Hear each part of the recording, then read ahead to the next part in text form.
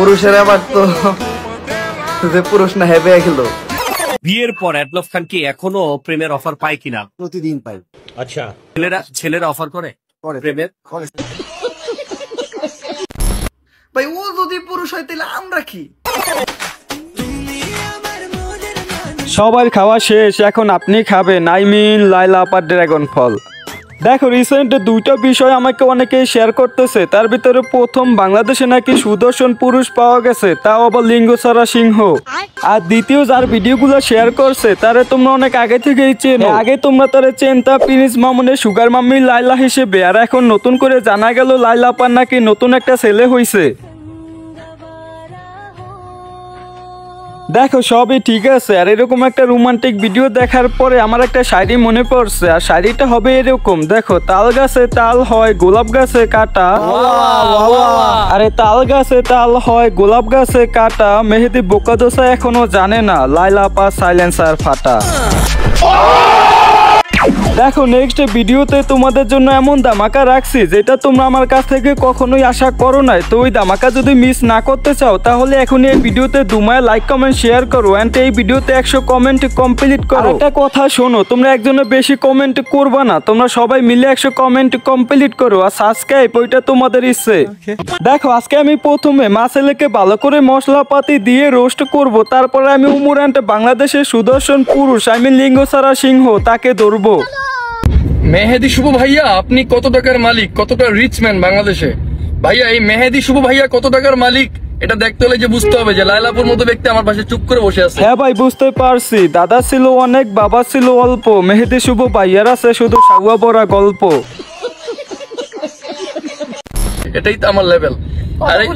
আর এই যে মেকআপ যে করছে না, এই মেকআপ গুলা কিন্তু প্রায় 2 থেকে 2.5 লাখ টাকা দিয়ে আমি গিফট করছি। ওরে বাবারে বাবা, গোষ্ঠী মারছে। এটা কে? আমি তো চিনতেছি না। এটা কি আমাদের সেই পুরনো মেহেদি শুভ সাগুয়া? ওহ সরি, মেহেদি শুভ ভাইয়া। আমার এই সাদা মনে কাদা নাই। আমার শুধু একটা প্রশ্ন আছে, তুই ওর এইগুলা গিফট করছস নাকি তোর গায়ের প্যান্ট শার্ট তুই যে গাড়িতে গরুস এগুলা সবই তো লাইলা সুগার মাম্মির? কারণ আমি 2 দিন আগে দেখছি তোর কাছে একটা প্যান্ট কেনার মতো টাকা ছিল না, তুই প্যান্ট খুলে রাস্তা দিয়ে হাঁটোস।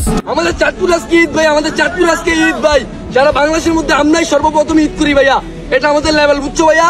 আমরা হচ্ছে খাঁটি মুসলিম। হ্যাঁ ভাই আমরা দেখতেছি, আমরা সবই বুঝতে পারছি তুই খাঁটি মুসলিম, কারণ যেই পায়জামা পরে আমরা শুক্রবার নামাজ পড়তে যাই সেই পায়জামা খুলে তুই রাস্তার ভিতরে ফেলে রাখছো। আরে খানকির পোলা, তুই নিজের মুসলমান দাবি করছ, এখন তোর কি আসলেই মুসলমানই হয়েছে নাকি হয় না এটাই কি সবাই প্যান্ট খুলে দেখা? ভাই আমি একটা জিনিস বুঝি নাই, খানকির পোলারে জন্ম দিছে কোন শালায়? ওহ সরি, আমি তো ভুলে গেছি, এই মাদারচোদে তো জন্ম হয় নাই, মাদারচোদে জন্ম হয়েছে একটা দুর্ঘটনার ফলে। ওর বাপ মায় যদি খেলাধুলা করার সময় একটু সাবধান হইয়া ওই জিনিসটা ব্যবহার করতে, তাহলে আজকে আমাদের এইগুলা দেখতে হতো না। মানে বাংলাদেশের এখন কি একটা অবস্থা, বাংলাদেশের সোশ্যাল মিডিয়া এখন এতটাই নির্ম অবস্থায় যাইতেছে যার কারণে আমাদের এই খানকির পোলাগো ভিডিও দেখতে হয়। আর শুধু এই খানকির পোলা না, তার সাথে আছে এই খানকি মাগিরা। বয়স নাই, এনার্জি নাই, এটা তো খুবই প্র্যাকটিক্যাল কথা।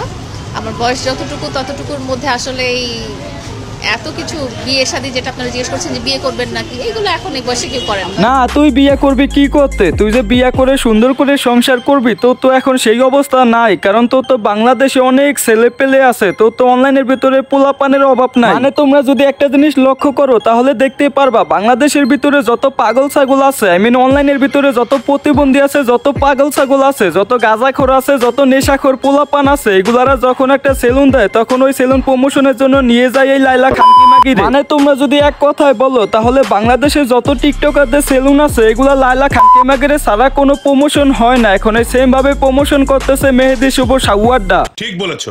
অনেক দাম কন্ত, এটা কি মাইনা নেওয়া যায়? দেশের সবথেকে সুদর্শন পুরুষ নাকি হ্যাঁ হইল, যে কোনো পুরুষই না। মানে আমরা পুরুষরা সব জায়গায় অবহেলিত। অন্তত ভাবছিলাম যে আমরা পুরুষ হওয়ার ক্ষেত্রে একটা সম্মান পাবো, না এই জায়গায় আমরা অবহেলিত।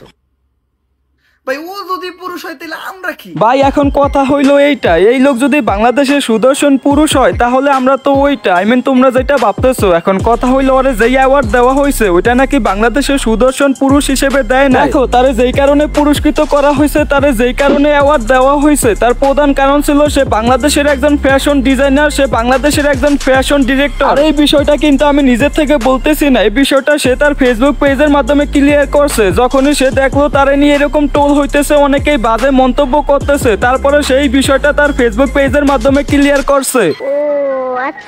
আই হোপ গাইস, আমি আশা করি তোমরা বিষয়টা বুঝতে পারছো। তো ভিডিওটা কেমন হয়েছে কমেন্ট করো, ভালো লাগলে লাইক কমেন্ট শেয়ার আর চ্যানেলটি সাবস্ক্রাইব করো। তো আজকের মতো বিদায় নিচ্ছি, আল্লাহ হাফেজ।